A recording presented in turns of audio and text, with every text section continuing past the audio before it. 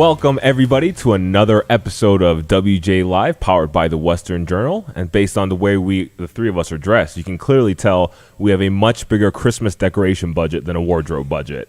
Are we dressed like Christmas? Stop it. Oh, yeah. Anyways, my name is Brian Chai. I am the Deputy Managing Editor of Features at the Western Journal. To my left, I have Joe Sedian, the Deputy Managing Editor of Story at the Western Journal. And I have reporter Andrew Shasha to my right. We got a whole list of topics to get to today, so I'm going to go ahead and let Joe kick us off. So I want to start things off, guys, by talking about Los Angeles. You know Los Angeles as I'm not going to say wonderful city, but the city that has the Lakers, they have the Dodgers, they have the teams that win all the championships. They're also a city where apparently freedom does not matter a whole very much, which I think we already knew. But new guidance from the Los Angeles mayor's office, Eric Garcetti.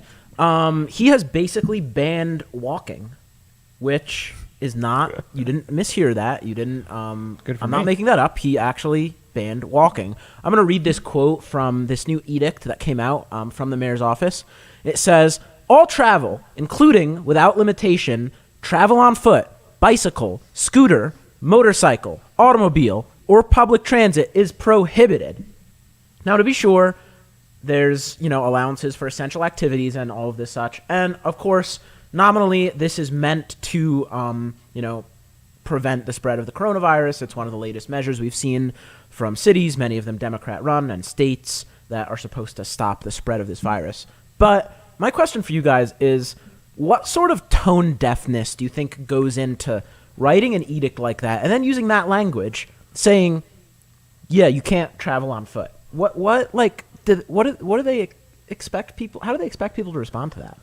I mean, they have to know that the response is going to be visceral and it's going to be negative. I remember shortly before Thanksgiving, I believe the office of Gavin Newsom, who's the governor of California, with some bizarre guideline about wearing your mask between bites while you're eating at a restaurant. And it just seems to follow this pattern of power drunkenness. Like they're just drunk with power and don't seem to realize how they're coming off to even I still have, I used to live in California. I still have a lot of friends there. And even my friends there who I would probably describe as more liberal than conservative, they are annoyed, furious with, Garcetti, with Newsom. And like I said, they probably voted for them, honestly. And those are the same people that they are just infuriating with this type of rhetoric. As a side note, we're in Arizona. We're based here. I went to a coffee shop the other day,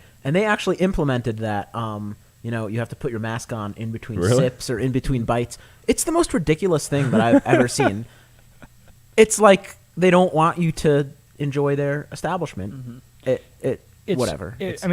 Brian got at it so perfectly with the term power drunkenness. I don't think it's tone deafness. I think in the beginning, in early March and February, it was a game of inches. It was, can we get away with a curfew? Mm-hmm. Can we get away with shutting down certain businesses? And the more they've been able to get away with churches, exactly. The more we can get away with, why not take it a step further? At this point, I think it's just let's keep pushing until they literally just, the citizens literally just give up on the policy. And that could be the worst policy for the actual intended goal, which is supposedly to stop the spread of coronavirus, because the more you push the public, the more they're going to want to push back. And eventually they're going to hit that breaking point and they're going to say, and some have already said, this thing doesn't even exist anymore. We're not doing this anymore. And they stop adhering to any of the policies.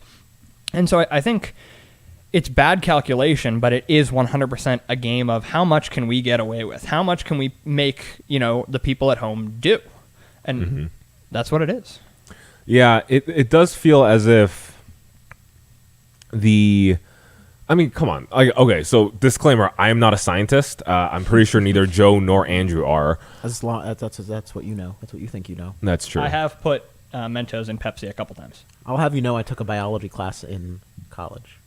Anyways, we are not scientists. I just can't see the situation where walking somehow proliferates the spread of coronavirus. You are outdoors. I mean, yeah, maybe don't walk in a group of 50. Maybe don't, run up to a random stranger and rub your face all over their face. But I'd like to think that the mere act of walking, or whatever other small. We all just got it. Oh, yeah. I guess I just spread the coronavirus to you guys. I think the most ironic part of it too is that, and this is just from a very basic knowledge of the science, is that you're transmitting it in close proximity, you're transmitting it indoors. I mean, in a lot of these cities where there is kind of the urban slum, there is like the sprawl where you're packing people in densely. I mean, Los Angeles is a good example. Joe, I know you're going to hate this. New York City is a fantastic example. You're cramming a bunch of people into small tenements. I mean, they're probably, some of these folks are worse off at home where they're breathing on top of each other, or their neighbors, a door down 5 feet away. Yeah, and it also, I will say, these sort of policies affect, liberals claim to be pro, poor people, and they stand for, the people at the bottom of the sort of the income level. It hurts homeless people, and Los Angeles has a lot of homeless people. What are they supposed to do? They unfortunately live on the street. Are they not supposed to? I did notice that when you read the edict from Garcetti, that there was no mention of roller skating. So maybe that's how the homeless Roller people. skating, Yeah. maybe, Maybe or that's- skateboarding. Or skateboarding. Roller yeah. skates Or are a hoverboarding. human right. Yeah. Yep. Yeah. My second question on this one. Does anyone... So this is no different, I think, in essence, than a stay-at-home order, right? The language sounds terrible, and it is terrible, Yep. right? They're taking away people's freedoms. But it's really just a, your run-of-the-mill stay-at-home order, which has become all too frequent over these past few months. Does anyone take these... And I'll just call them buffoons. Does anyone take these buffoons seriously after just months and months of this garbage? No, because I think the where they really lose a lot of credibility is what was the 15 days to flatten the curve. Yeah. That was what 30 days. Yeah, 100 days. 30 days. Where that's what we were originally told. 15, 30, even 30 days. I think most Americans would have at least understood. Hey, let's try to get the coronavirus somewhat under control, and then we can move forward from there. But this whole game of consistently moving the goalposts from political leadership, particularly Democratic leadership, people are fed up with it. And it's hard to take anyone seriously when they keep being wrong. They're like, oh, we'll take care of this in 15 days. Well, let's make it 30 days. No, You give them an inch and they'll take a mile. Exactly. And we keep talking about this. I keep seeing this word in the news. It's a formulation of the last 3 or Experts 4 say? weeks. I love that formulation, but heck no. It's the COVID fatigue. We're hearing about, the transmission rate is going up because of COVID fatigue. Well, first of all, it's probably going up because we're entering the winter. I mean, that's when cold and flu season is. That's when we're going to see, a transmission rate that's a little bit higher. But this COVID fatigue, the COVID fatigue they should be worried about is not folks who are, tired of doing what they're told. It's people who are tired of hearing the same tired line from their political class that is then, and we've harped on this on the show, but who are then not following their own mandates. I mean, the fatigue is with the political class, not with the virus. I mean, of course, we would love for this virus to go away, but the fatigue is with people enforcing incredibly obscene abuses of power and then not following them themselves. Yeah, I think it's particularly scary thinking about this is the stunt that governors and mayors are pulling now.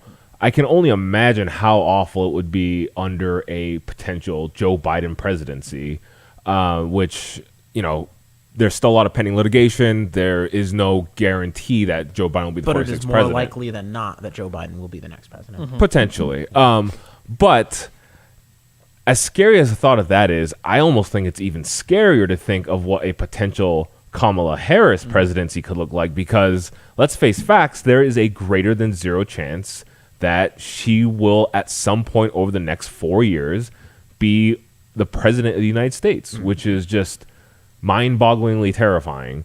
And this recently came to light. Biden and Harris gave a sit-down, as puff piece of a sit-down interview as you can imagine, with CNN's Jake Tapper last night. And we have a clip to show you of a joke in poor taste from Joe Biden. But it does get the gears turning about what the future of America could look like.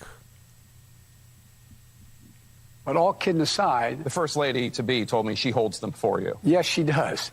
but not with she and Kamala have become friends. Yeah. But all kidding aside, it's a matter of the thing. We are simpatico on our philosophy of government and simpatico on how we want to approach these issues that we're facing.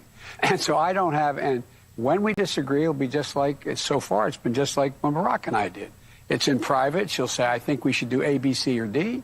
And I'll say, I like A, don't like B and C. Mm-hmm. And let's go, okay. And like I told Barack, if I reach something where there's a fundamental disagreement we have based on a moral principle, I'll develop some disease and say I have to resign. We don't have that. We haven't, and we discussed at length our views on foreign policy, on domestic policy, on intelligence. And the great thing is she has a background in the Senate on intelligence, the Intelligence Committee. She has a background in the Senate on a whole range of things that are going to be pertinent to what we have to do. But it's going to be, I think so much is going to be incoming, Jake. Yeah. It's a matter about who takes what when. Yeah. So there you have it. Joe Biden himself just sort of joked about, developing a disease. I do want to focus a little bit in on the quote itself. So Biden, when talking about potential differences between him and Kamala, he said, like I told Barack, if I reach something where there's a fundamental disagreement we have based on a moral principle, I'll develop some disease and say I have to resign. I'm going to go ahead, as dumb of a joke as I think that is, I am going to give Biden the benefit of the doubt in saying that was a joke. Yep. But nonetheless, like I mentioned earlier, this is not within the realm, or it is well within the realm of possibility that we might be looking at a Kamala Harris presidency. So, Joe, I want to ask you, you can pick which one of these you want to tackle, but give me a best case or a worst case scenario of what a potential Harris presidency could look like. I think that the worst case scenario, look, I've said many times that Harris is a woman with no convictions whatsoever. So she will just go the way the wind blows. She's not personally, I don't think, she's not particularly liberal. She's not particularly conservative. Now, Joe Biden, say what you will about him, I think that he is a man who has some convictions. They're wrong convictions in many ways, but I think he generally has a guiding light. I think he wants to be seen as the elder statesman, person to unite the country. I think he's not going to do it, but he has some convictions. Harris doesn't, right? So worst case scenario, she just gives in to the whatever's popular among the Democrats. If she ever becomes president, even if if it's not right now. If she becomes president, if she runs in 2024, Joe Biden's been very coy about this, but he's probably not going to be running for a second term, and she would be the natural successor as long as there's no big scandals that are up between now and then.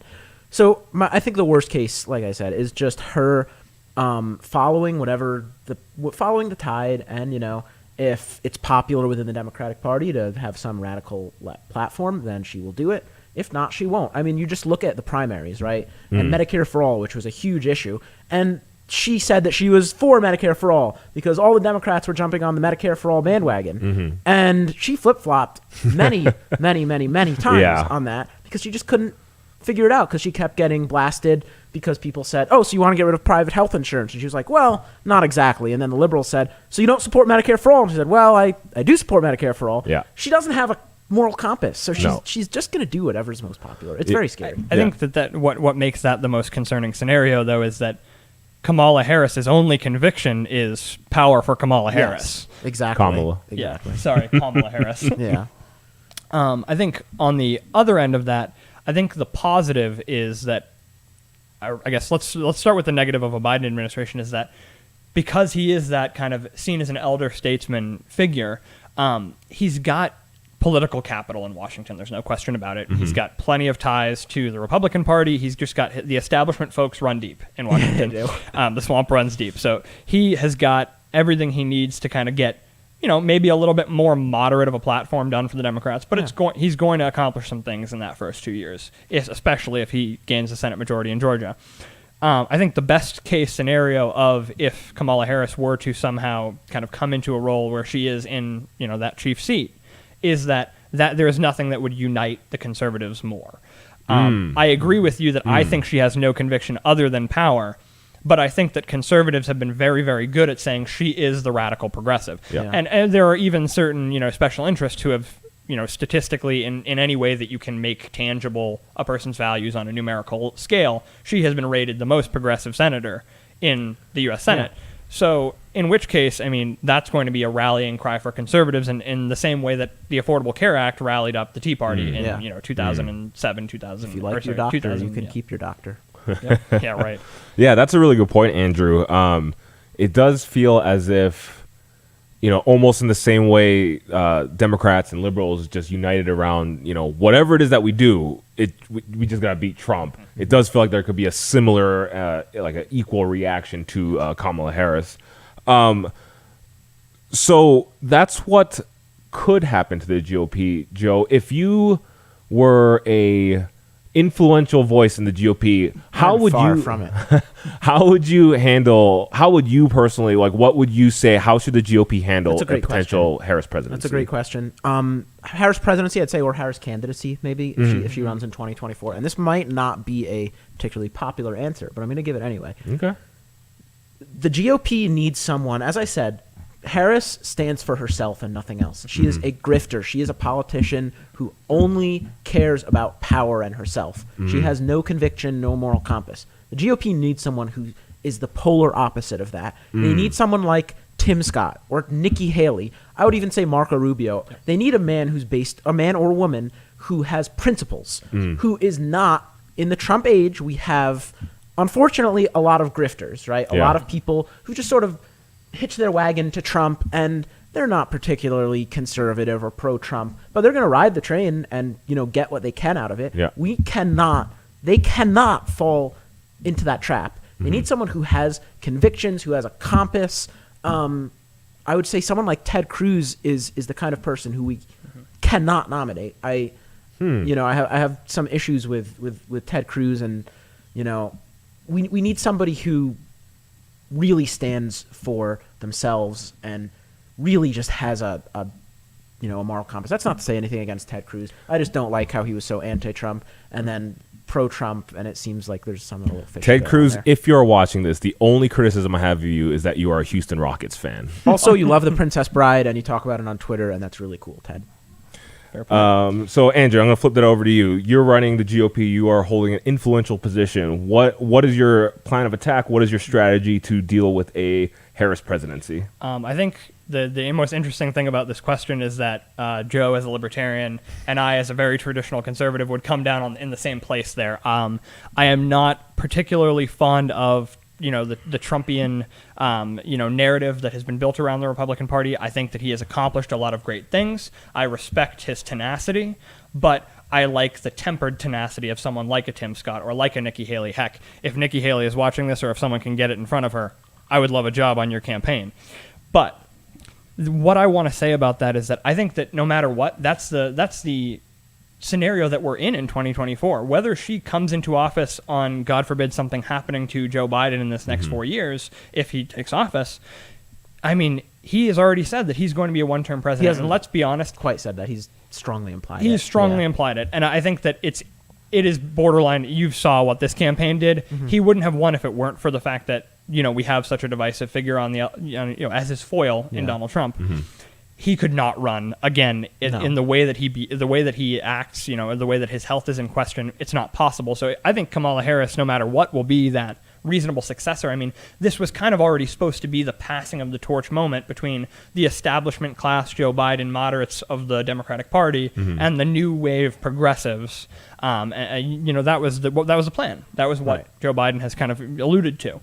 So I think that is going to be what we have to do in the Republican Party, the conservative movement. And I think, as much as I disagree with certain libertarian principles, I think that we're going to need to find a way to bring those folks into the fold as well. We need to get back to the Tea Party message of a smaller government. How are you going to attract us? How are we going to attract you? I mean, I know that you would say quite a few things, but I would hope that really it's just going to be on true deficit hawk mentality, and hopefully on getting rid of the surveillance state. I agree. It's a huge maneuver. That is Look, if you can do both, if Republicans can do both of those things, if they can actually show that they care about the debt and the deficit and the surveillance state instead of just talking about it and then not doing anything, you'll win over a lot of libertarians, but you got to do it. I couldn't agree more. And I think there are pathways to that at this very moment, whether Americans are noticing it or not. Americans at home watching this, if you're watching this, Heyo. you may be on a list. You may be on a watch list. There's a new report from the New York Times out this week that it appears the United States government has again abused, or at least in the eyes of most kind of liberty-minded folks, has abused their authority under the Patriot Act. That is shocking. No, I'm stunned. It's never been done. It's never been done.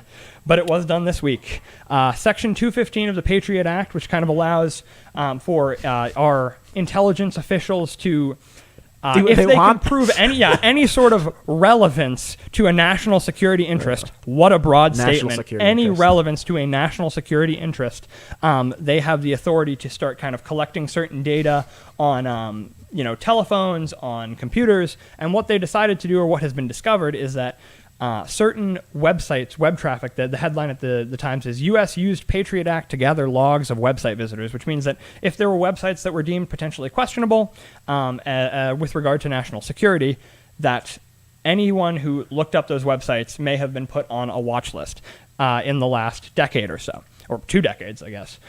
Now, we don't know a whole lot of the details in terms of this report. We don't know whether or not United States citizens fell into the funnel and were put on that list, or if it was only foreign nationals. We don't know what websites are on the list, how expansive the list of websites is. But we do know that this was done, and we do know that in the early 2010s, I want to say 2013, 2012, and the years prior, that Section 215 of the Patriot Act was used for the United States government, the intelligence community, to make a partnership with telecom, like all of the telecommunications industry moguls, and start collecting metadata, which is the minuscule kind of like the dates and times on conversations with cell phones. It's very, very technical, but they were collecting a lot of telephone data, and that wasn't just foreign nationals, it was United States citizens. Now, the whistle for that was blown by, Edward Snowden. We know his story. We've heard quite a bit about him in the last 10 years. I mean, that was someone who Tea Party figures also kind of favored, were these whistleblowers who were exposing the surveillance state, who were exposing government abuse of things that were supposed to be used to stop terrorism in light of 9/11, have been used to just collect obscene amounts of data on American citizens and on foreign nationals, allies even. For what purpose, we don't know. Relevance to a national security interest, whatever that means.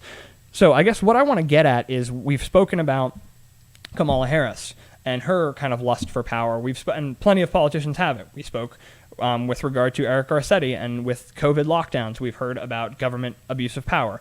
The entire intelligence industry has been rife for those conversations over the last 4 years with regard to, the Russian collusion conversation. And prior to that, in light of 9/11, just the kind of the upstart for the Patriot Act.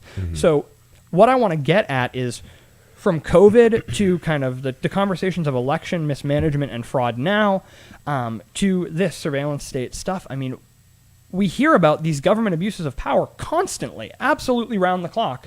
And it seems, and we had a conversation with an editor behind the scenes before the show, it seems as though, dating back, even to the revolution, very few people, no matter how much abuse of power they see within their government, are willing to stand up, unify, and say, this needs to stop. Why is that? What is it? Well, I'll tell you why. Getting people to believe this stuff requires them to change their worldview, right? You get a warm and fuzzy feeling thinking that the government looks out for your best interests, that the government cares about you. People have a tendency to want to trust, right? So we want to trust the government. We want to trust leading authority figures. But if we want people, believing that they are actually just trying to get all this data on us, that they're actually just surveilling us, that they're doing all this terrible stuff to us, that requires people to change their worldview and see that the government is not looking out for them. No. And that is totally different. That requires you to take a totally different view of the world, because everything's not okay. The status quo is not enough. But people like the status quo. We like the status quo. I like the status quo. It's much easier to just kind of be with the status quo, get that little warm and fuzzy feeling of, the government may be doing some things that I don't like, but at least they're doing it for me, they're doing it to protect me, whatever. If you actually go against that, then you have to look at everything differently. And that's not something a lot of people want to do, unfortunately. Yeah, and I think the other big problem is that, just look at where leftists and Democrats come from. They seem so comfortable with, they hate it when we use the word socialism, but they seem so comfortable with tenets of socialism at the very least, whether it's, the government paying your wages, the government, providing for you, the government telling you how to educate the youth. Like, they want the government to control all this. So it stands to reason that, to them, they want the government to have more power, in which case, they could easily, just to get in the scary space of their mind for a second, Democrats and leftists can easily justify a surveillance state because they believe that, the government should have all the power. Sorry, go ahead. Go ahead. I agree with you, but here's the thing. All due respect, Brian, it's not just the Democrats. It's the Republicans, too. This is a bipartisan issue, right?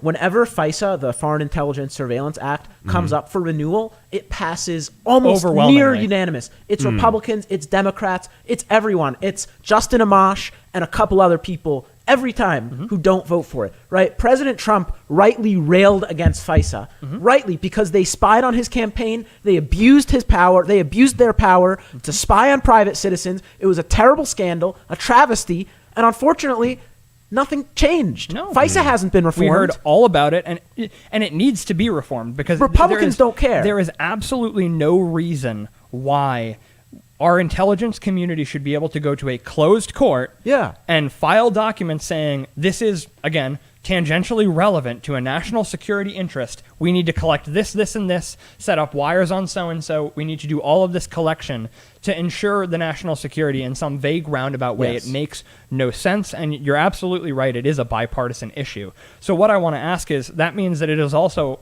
rife for either side to make a recognition and say, this is where we can build a campaign. Maybe not build a full campaign, but this is where we can make some serious headway with liberty-minded folks if we want reform. Now, what I want to ask you both is, President Trump is in a perfect position right now to open the door for Republicans to be that party, to be the Liberty Party. He has for 4 years. He has been. He's railed against the FBI for better and for worse, mostly for better. So what I want to ask you guys is, presidents in their last couple months, they have a way of kind of tossing out pardons to folks that they know or stories that they've heard, and they kind of want to make a difference in some lives.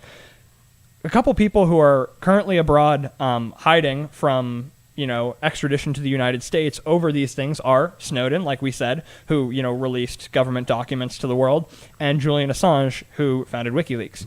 Now, in light of the Flynn pardon, which was, again, an FBI scandal and a presidential election scandal, we are seeing a lot of people, myself included, yourself included, tweet at Donald Trump in the last couple weeks and say, Mr. President, Julian Assange and Edward Snowden have absolutely got to be on your list. They have to be pardoned. It has to happen. What do you guys think about that?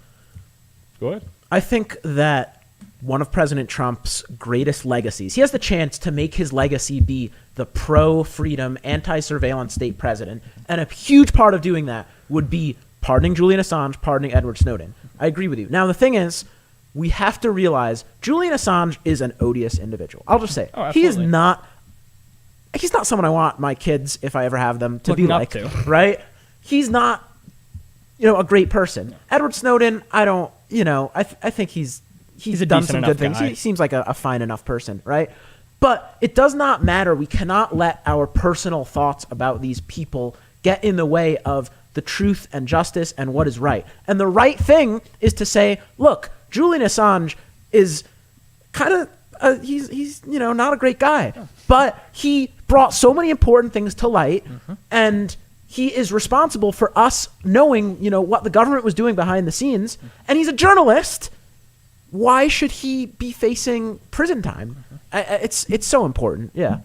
I will largely defer to Joe on this because he's clearly very passionate about this. I will add, however, that a prior point that you had made, Joe, about sort of the bipartisan acceptance of this surveillance state.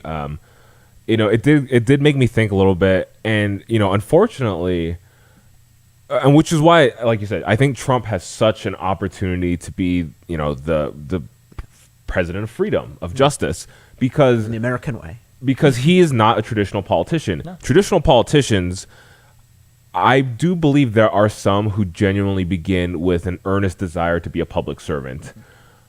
Almost every politician, given enough time, it just becomes about power, and that goes back to not being able to walk in Los Angeles, and power means control, surveillance. Essentially the same idea here. So yeah, I really do think this could fall on Trump as a big act that he can do. Whether it's pardoning Snowden and Assange, whether it's even just taking the hatchet to or keeping up the good fight against some FBI corruption and stuff like that. But yeah, I do. Joe did make me think, as much as I hate to admit it, that it does feel like politicians want power, and power comes with control. Absolutely. And a surveillance state leads to control. And also the bipartisan problem. It's everyone talks about bipartisanship is great. Everyone agrees. Bipartisanship is extremely dangerous when everyone agrees on the wrong thing, because that just means there's no chance that the right thing will happen. I mean, that's the saying in politics, isn't it? Is that, when there's agreement on the Hill, that's when the American people are in trouble. I mean, the CARES Act, whether you approved of what was, the money that was given back to the American people and to American businesses or not, you have to recognize that, that was 10% of the national debt at the time was then spent again. That's 110% of the debt now that we have. Every time that they come together, they crush us as the American people, as the citizenry, as the populace. And the sad thing is, it's not even these people as a whole. It's Nancy Pelosi in a room with Chuck Schumer, Mitch McConnell, Kevin McCarthy, and those four people on their own decide what's going to happen. And Steve Mnuchin, right? Whatever the Trump administration folks are. And they go whip up their guys. Very small handful of people. There are 435 members of the House of Representatives. There are another 100 senators. And yet it's 4 or 5 people who make these huge decisions and then tell their caucus which way to vote. Why can't we have people who are independent-minded, who vote their conscience, who vote for the right thing, do the right thing? It's true. And with that, guys, I know it seems a little grim that we're living in a world where there's a surveillance state, you're not allowed to walk outside, and Kamala Harris could be your president. But we here at the Western Journal will continue to fight the good fight, and you can actually help us out in a major way with that. If you're listening to us on... I hate that. If you're listening to us on audio, you can catch us at youtube.com/WJ Live. Make sure, please, click the subscribe button. That helps us out a lot. And it would also help you make sure you get our content if you click on the little bell, so you are notified anytime a new episode comes up. Ding! To those of you who are listening to us, or watching us, on YouTube, you can help us out by going to Apple Podcasts, Spotify, however you would prefer to listen to your podcasts, and subscribe to us there. Another way you can help us do that is leaving us a 5-star review. That would go a long way to helping us. And finally, if you want to help us out a little more directly, you can go to westernjournal.com/join, and you can subscribe to us directly. There are different tiers that you can subscribe through, and no matter which one you pick, it will help us keep up the good fight. Thank you so much for watching us, guys. Remember, this is WJ Live, powered by the Western Journal, and you can catch us every day at 5 p.m. Eastern, 2 p.m. Pacific, every weekday. 5 p.m. Eastern, 2 p.m. Pacific. Thanks for watching, guys. Have a great wonderful weekend. day.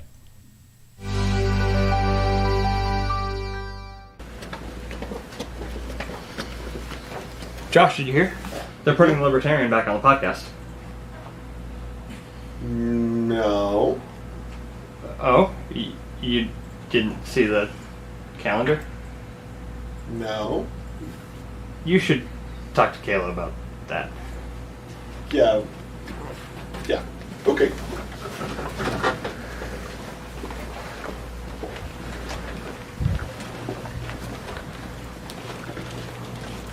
So, who's on the show Tuesday? You and Joe. Yeah. Like he's back. Yeah, no. You and Joe. The You should Libertarian? Yeah, Libertarian Joe. He's not back. You should just go in the studio and check it out. You're messing with me. Okay.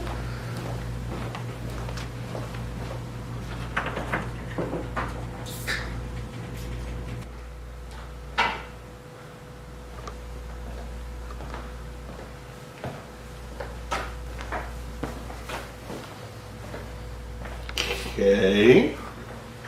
Nice joke, Kayla. Come here to go to the studio.